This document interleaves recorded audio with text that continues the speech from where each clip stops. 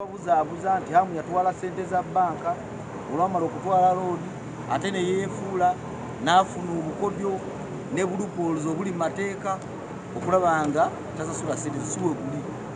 Nze abasajja bano baali batwala sente zange okuva ku akawunti mu bbanga lya myaka nga 10 era neevaayo ne mbawaabira. Omusango ogwasookera ddala gwali kwa kurikavalinga 120 biliyoni ze nasanga nga bajja ku akawunti yange. Ate niwammanga natwala obuvunaanyizibwa abantu bano ne mbagamba ne mbawandiikira nti bannange nsanzeewo ebitagatta ku akawunti yange, lwaki tetutula ne tukola account reconciliation? Baasalawo kunsaavinga notice kwagala kwatakinga bintu byange, kwe kwekubira enduulu mu kkooti. Musango naguwangudde ng'ensi yonna eraba, wabula wano wammanga bajja ne bateekamu application wano ku commercial court eya stay of execution. Era ne batuwa date nga tulina okujja wano leero commercial court ssaawa 8:30. Nekyannaku nnyo titugenza okutuuka ku kooti ate nga batugamba nti fayiro principal judge yagyewo. Principal judge tumumanyiiko, first and foremost is a public servant. Ekyo njagala buli Munnayuganda akitegeere. Ate si kya buvunaanyizibwa gezaako compromising a judiciary. Principal judge is an administrator ate supervisor. Sikiwa ti mu mandate and adjudicature act oba powers of the principal judge mulimu etteeka lyonna erimu obuyinza okugezaako okuwa direction emisango egiba gisalibwa mu kkooti nga ki. Saawa eno tuwitineesinze highly ranked officer of the judiciary compromising the independence of the judiciary. Kibi nnyo era kyannaku. Tebaatuwandiikira nti fayiro eraaba eri, wabula kyetumanyiiko nti was a former banka yakolako butinka n'akolako ne mu tropical era nga limbya likabale. Naye bano abakulu be tulina okulabirako ng'eggwanga be baayo ebeenyigira mu bikolwa bino, nze mbadde nga batikiba kya buvunaanyizibwa. Baalirese amateeka ne gatambula nga balina okukola ki nga hamu bwataddukira president nti political kwa president mukwano gwange nti bannange bannyambe nasalawo nempaaba omusango mu structures era wenyine okukola ki okuyita. N'essaawa eno tulaba judiciary ng'etandise okukwata ku kyettaka. Guno omusango gwammwe mwenna bannayuganda era mugugoberere. Nze obulamu bwange buli mu matigga ne neewaayo ku lw'eggwanga lyange.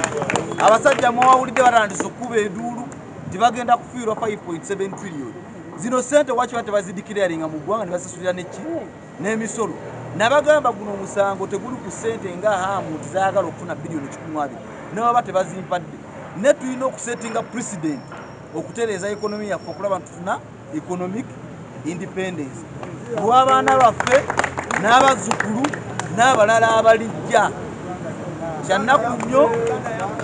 Kyannaku nnyo naye nga tukyayina we still have trust in our government.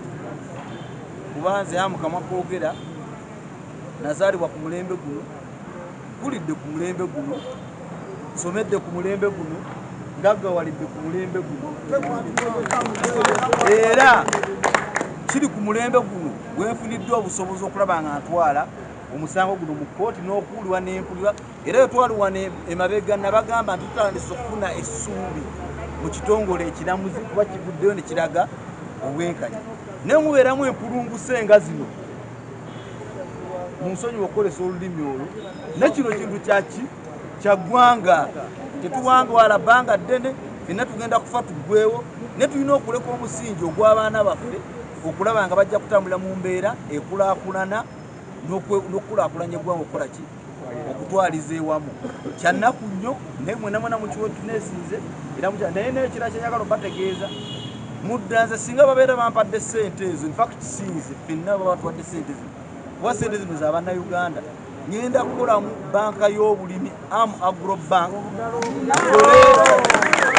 nkole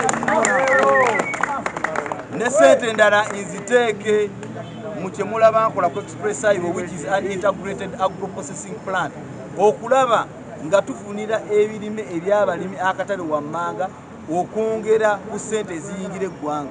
Lwa nsonga nayo tukwata bajeti ya Uganda ssaawa eno eri ku buwumbi 11 aka dola oba ze tuyita triliyoni 4 eza Uganda ne tuzigabanya bannayuganda ffenna buli omu afuna emitwalo 87 kumwe bameka abasobola okuwangalira ku ssente kitegeeza tulina okukola ebintu wammanga ebyongera ku nnyingiza yaffe ng'eggwanga kyova olabanga ssente zino ngenda zitwala eri eggwanga ngole integrated agro processing plant njogeremu amaanyi kuba already ngikola ndabe nga nteekawo ne am agrobank naye nga tulina kukwataganyiza wamu okulaba nti ensonga eno tugiyimirirako nga bannayuganda n'ensonga si ya hamu tebabalimba eno nsonga ya ggwanga lya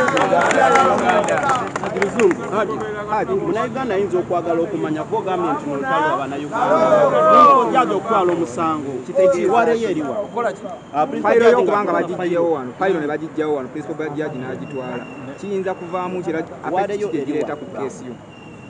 No, why I'm worried because katwala omukisa guno bategeeza nti nange nyinako background y'amateeka. Amateeka gali so transparent and reasonable mu ngeri gye tugakolamu. Wabeerawo anything to be done about a file, it should be communicated bulungi. Kati baatuyita wano tujje bawulire state of execution. Ne babbanka bano kye batidde mudda guno omusango gwali thrown out on the technicality of an illegality.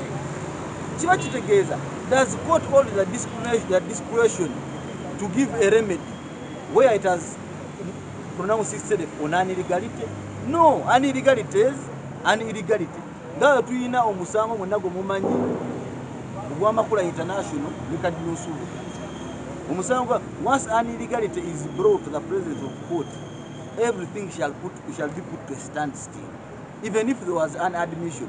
So nze ngamba abantu bano wammanga kye bakola ekituufu naddala eri bannayuganda nze hamu ndi mumalirivu era fayiro okujjako nga banzise busi naye nawe mbeera nfudde mutegeera nti bebakoze bebanzise naye nze nga nfuddeyo nwanire bannayuganda bannange ng'omuntu kuba Katonda ansaasidde sente azimpadde alhamdulillah gyensigalidde okukola byebyo okulaba nti nnongoosezza ntya eggwanga lyange era yemba sikoze kino ensi yange manjiridde muki omukwe naye mwenna muleme kutuula kuzinga mikono ffenna tukwataganyize wamu fayiro mugigoberere nze saagala buyambi bwonna nti oba wabeerewo ofiisa nyamba nti oba nja kulirane kuba eno fayiro eriki transparent ate eri kiriya nze kyenjagala bagitambulize mu mateeka nga weerina okukola ki oba bagambye baagala kwapiri nga bagende baapiri nga ne process naye ekola ki bweri judi